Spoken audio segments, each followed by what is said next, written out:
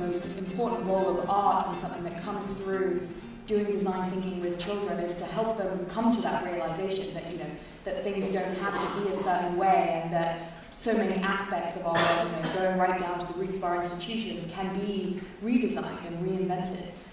So it only kind of came out in that way you were describing it right now, that I think it's a really, that idea of citizens as artists and really kind of pushing that as, you know, as a reality, that they can be recreators. I think is the message certainly I will take from this.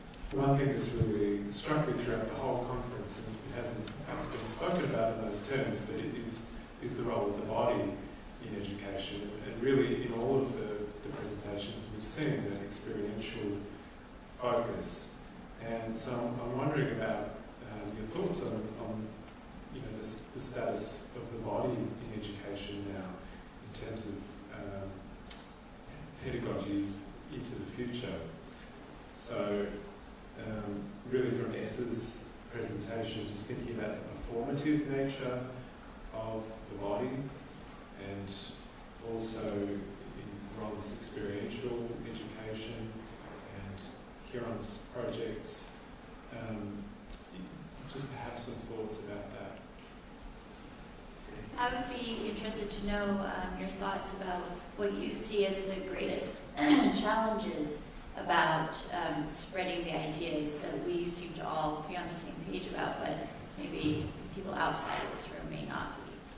I guess I'd respond to Damien's point and Katie's yours as well about greatest challenges. EQ for me came from the Project Zero work, and particularly around making work public.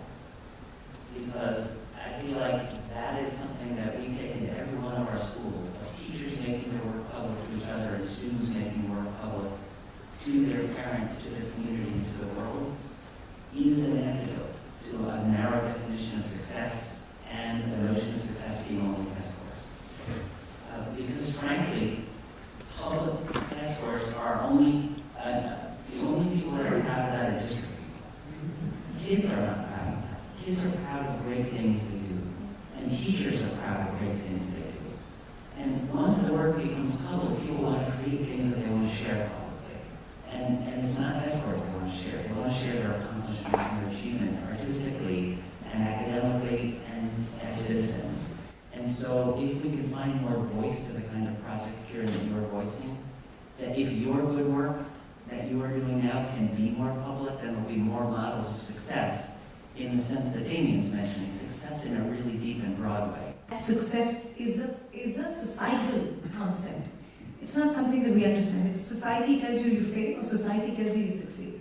It's got nothing to do with who you are.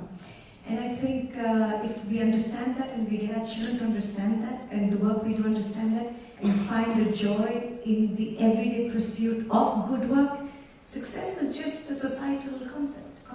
I think it's really about responding and to have the ability every single day to do good work every single day. Tomorrow will look after itself. There are broad strokes, yes, but I have never worked with goals. I've never worked with plans, and really, I just think every day I have to do good work. That's a good day long. That's an exciting and unexpected answer. I realize then that when I talk about a 5-year plan, it really goes back to Soviet Russia. India was copied into the 1950s and 60s, and China probably still doesn't. So, excuse me. Eric, what are you not going to do? We're going to do a 5-year plan and a great leap forward together. Okay? You know, one quick thing, I'm remembering the question about the body, which I think is really a profoundly important, interesting question. And all I would say in noting that is watching the string quartet this morning reminded me that two of the most formative experiences for me as a citizen, just as a human, had a very kinesthetic dimension to them. One was playing violin, but playing in an orchestra. And the other was when I was in college. For 2 summers, went through Marine Corps Officer Candidate School. And both of these have kind of a surface curriculum about music or about the military, but underneath that, both of them are about about physical presence.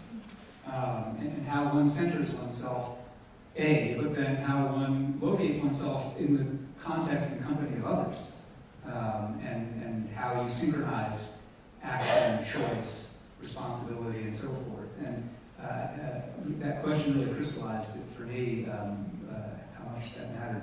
I'm a lot like you. I don't, and indeed this is one of the things that I've wrestled with. I don't have goals or a 5-year plan. From time to time, a voice in my head says I should, and I have to chase it and silence it. But I will say this. My hope and goal, such as I would say one for the next bunch of years, is that I think we, all of us here, all of us doing good work and who care about citizenship, I think we are going to be the catalysts over the rest of our lifetimes here for a great civic awakening in this country. I really do believe it. I think that the yearning, and the Great Recession really, I think, brought this to the surface, the yearning for some measure of success that's beyond material, the yearning because of technology and the digital revolution to not be, as Sherry Turkle says, alone together, right? But to actually be part of something greater than oneself, all, in a collective endeavor. The hollowness that people feel in so many ways that gets expressed in a lot of channels. I think we are ripe in this country, in this culture right now, for a revival of citizen spirit, for a revival, and I think a big part of that revival has to be art, it has to be ritual and ceremony, things like sworn again. You might think sworn again is the corniest thing you ever heard of, but you will have your own version. The family dinners that were talked about earlier are another version of that, right? Creating moments and experiences and designing experiences that are shared, that gin up and foster that spirit and give us permission. Because to Katie's question, one of the biggest obstacles is that the dominant story of American life is a market story. Right? We are consumers before we are anything else. And I think it's possible, and I think it's actually necessary for us to change that story and say we are citizens first, consumers second, and when we buy into that story and tell it and spread it. Buy in. Okay. Cyrus, when we devote ourselves to that story, there's a simple precept that I often say about citizenship, which is society becomes how you behave. And my goal is that we actually live like we mean that. Here's my dream. I don't actually know what it's like in the UK and in Australia and in India and in Spain and in the many places you come from, but my work here is with low-income schools, and in this country, it's absolutely clear that the lower the income of the community, the less chance kids are going to have an education where it's infused with arts and possibilities for leadership. That there is only one kind of education that's seen in this country that is seen as efficacious with very poor children, and that's an obedience-based education. And it's devoid of arts and joy and leadership and citizenship often. And it's not a question of money, because if you gave money to those districts and schools, they wouldn't spend it on that. They wouldn't trust the kids to do the kinds of work that your students are doing, that your students are doing, that our students are doing. And so here's my dream. My dream is that the major media in this country in 5 years will not only be saying there's one kind of education that works for kids in low-income communities, especially urban communities, that these obedience-based models are not the only answer, and that you can trust kids in those communities to lead their own learning and do great work, to be great artists, to be great citizens, to take the kinds of power that kids in more privileged schools have all the time. You know, I'm very conscious that I'm sitting on a stage in a school where kids have that privilege, where we saw a beautiful music recital this morning, where there's art in the hallways, where kids are taught to be leaders. And I feel like that's what every kid deserves.